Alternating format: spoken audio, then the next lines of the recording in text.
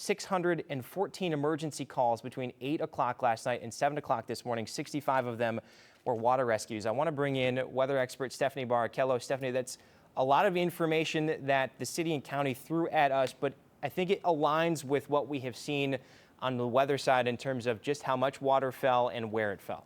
Exactly. The sheer total of rainfall that we saw starting yesterday late afternoon. It was 4 p.m. that a lot of these storms started inland, and then they continued into our early morning hours. We saw just a brief break, and now it is raining again. So we have been dealing with heavy rain on and off since yesterday afternoon. Take a look at some of these rainfall totals. Keep in mind, a lot of the heavy rainfall fell late last night while most of us were sleeping. I'm sure many woke up and saw the flooding surrounding their homes, in their basement. It's because a lot of it picked up after about 8, 9 o'clock last night and continued into, once again, our overnight hours. But we saw multiple spots over 11 inches of rainfall, which is just an incredible rainfall total. Pewaukee 10.9, West Allis just below 10, Port Washington just over 8.3 inches, and that's just a few. Now, I really want to go back to some of the stuff that Chief Lipsky mentioned. Many reasons never to walk or drive into flooded water, more so because of the unknown depth of it, but also because of the current. Water moves really quickly, and we're not just talking river water. Flood water does as well. It only takes 2 feet of moving water to float vehicles, which we saw yesterday at night. We saw it early this morning. That's why there are stranded cars in what were flooded intersections. Only takes 6 inches of moving water to actually knock a person down. And as we just talked about, the depth of water can be very difficult to judge. I want to bring you back to yesterday while I have you. Let's take a look at radar from late last night. I have this starting after about 9 o'clock and continuing into about 3 o'clock this morning. Look at Waukesha and Milwaukee County specifically.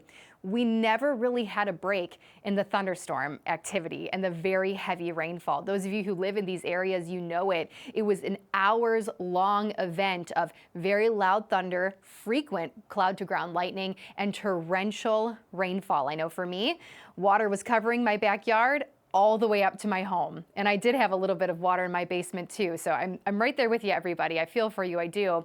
We have some lighter rain rolling through right now. It is in no way as heavy, but it is additional rain. And right now it's all across southeast Wisconsin. Now, panning off towards the south a little bit more, finally southern communities, Racine, Kenosha County, you're at least getting in on a little bit. I think the rest of us might be jealous of you guys because we know you didn't get much rain yesterday while the rest of us did. But at least you're getting some much needed rain right now. Likely some decent downpours. I'm not worried about this rain pushing through right now at all.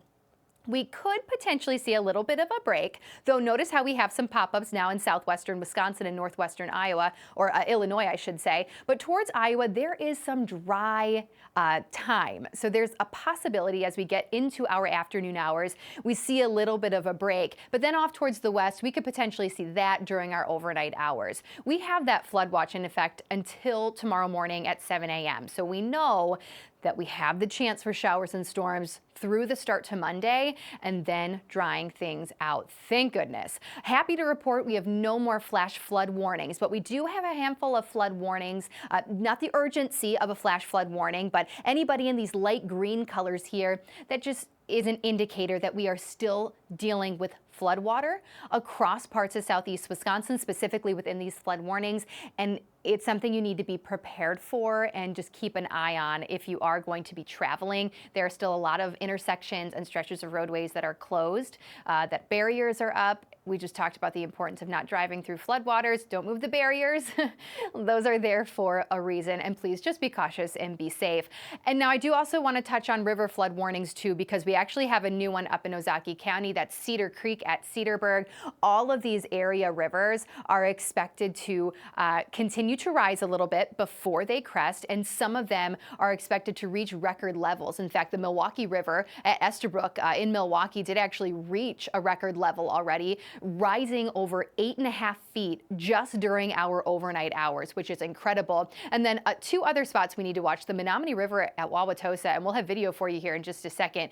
It's pretty incredible. It is very high, also over 11 feet right now. The Root River at Franklin, and then the Fox River at Waukesha, both of those are expected to crest at record levels 2. So river flood warnings, these are going to stay in effect for a while. Remember, it does take even longer for water on these bodies of water, or rivers more specifically, to finally recede. Here is some video. Speaking of rivers, this is near AmFam Field. You can see just how fast it is moving. This is the reality right now if you are by the Milwaukee River or any of the ones we just mentioned. It may be cool to look at, but remember, you could get swept away by the power of this water, especially with how high it is. So keep your distance, watch from a distance, but just another example of one of the ways we're feeling the impacts of that heavy rain and high rainfall totals from last night. It's on our rivers. Let's take a look from our Estabrook Tower Cam. So we are looking down at the Milwaukee River, and once again, you can already tell, even just from this vantage point, how much higher the river is right now compared to what it was the last couple of days. Keep in mind, this is our first rain of the month, so the river was actually getting pretty low. Yesterday evening before the rain, it was only at about 2.9 feet in this location specifically, so it was pretty low. This is our brown deer camera here at the station, zoomed in on the Milwaukee River. Normally it does not look like this. We look at it all the time, but you can again see just how high that river has risen.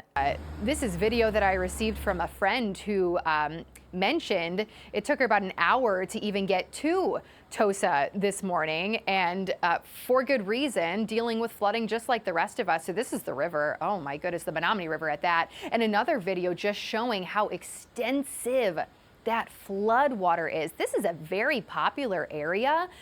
Left's not too far from here. Hart Park not too far from here. You can normally this would be very populated at this point in time, a very busy part of Wauwatosa, and it is just absolutely covered in water. And again, another vantage point of the river right there.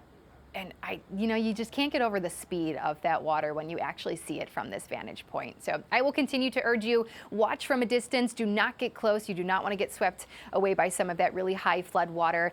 And this is our reality for the next couple of days. It's going to take a while for water to fully recede. I think we will see improvement here. Even by the end of today, we could start to see some decent improvement, but it takes some time after getting, nearly a foot of rain. And an update to the Brewers, that game is getting closer. It's 12:45 right now. The game starts at 1:10. Here's their latest update from earlier this morning on the game, just reiterating that it will go on as planned at 1:10, but to be prepared if you're planning on parking. So AmFam Field was not impacted directly by the flooding, but it says approximately half of the parking lots are currently inaccessible to traffic and some access roads are closed.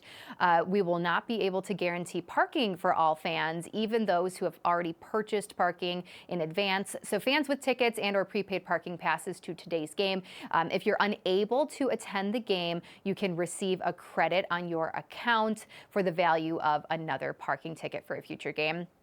And a tweet on X from Adam McKelvey: leave lots of extra time if you are coming to the Brewers game today, especially from downtown. Canal Street is flooded just west of 6th Street, Highway 175 southbound. The former Miller Parkway is closed from I-94. Some flooding in the stadium, but mostly okay. And you can see that video of flooding.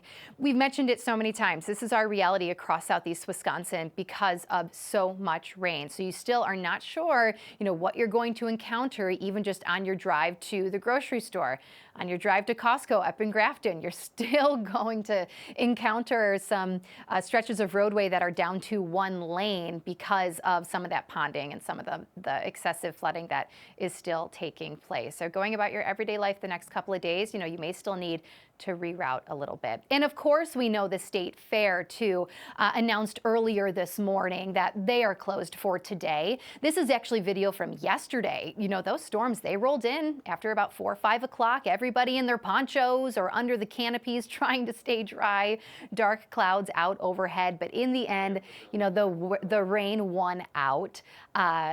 It ended up closing early yesterday. Leonard Skinner was canceled as well. And today you can see this morning, excuse me, after last night's flash flooding resulted in the early closure of State Fair Park, Wisconsin State Fair officials have determined the Fair Park will not reopen for this Sunday, August 10th.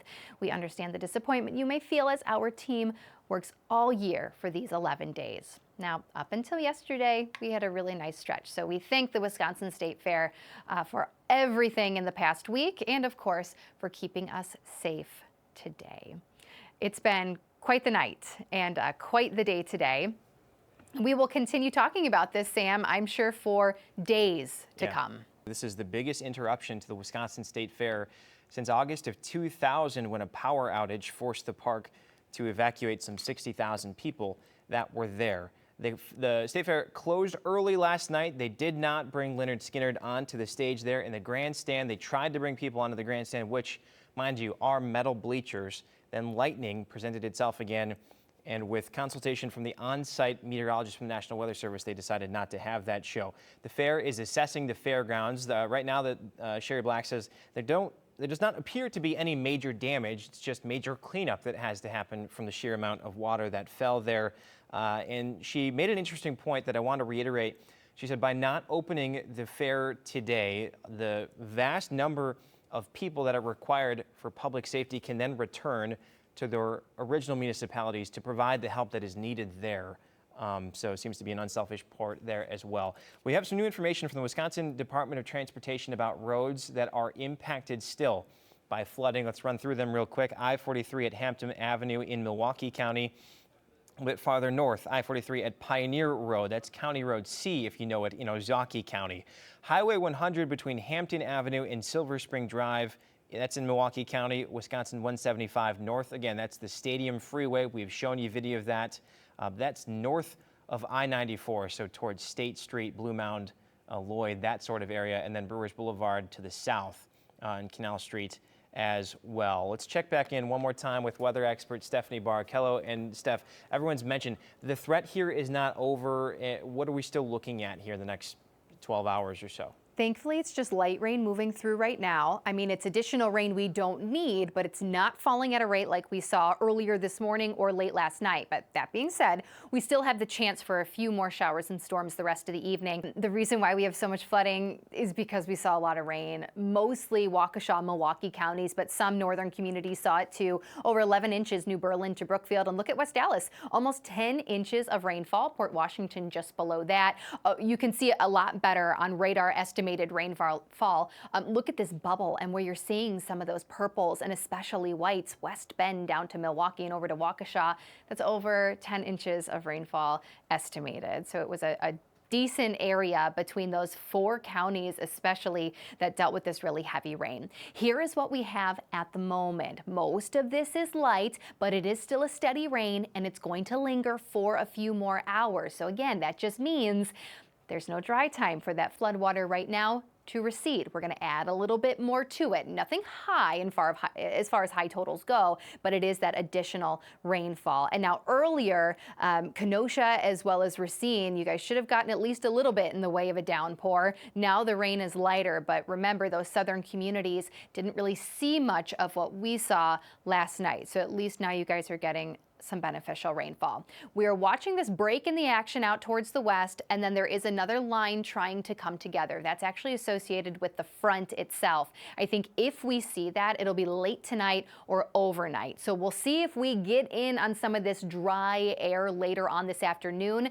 It's possible we still see some storms popping from time to time, but I do think we'll see at least a little bit of a break, maybe a few hours from now, Sam. So we're getting close, but I just urge everybody, please take it slow as you are traveling. You will likely still encounter flooded roadways, and we're talking major, well-traveled roads as well as those side and neighborhood streets. Definitely taking it easy today. Steph, thank you so much. We have reporters and photographers spread out through the area in Milwaukee and Milwaukee County, as well as Waukesha County. We're going to do our best to bring it all to you coming up on our newscast later tonight. Let's take a look at this here. This is from reporter Andrew Wagner. He's one of the beat reporters covering covering the Brewers, not American Family Field. But as you can see, still a pretty good crowd there for this game between the Brewers and Mets as the Brewers look for a sweep. It is still a sellout. It will go down that way though. There. Our next newscast is at 5 o'clock. Again, we will bring you the very latest in terms of video, in terms of reaction from officials,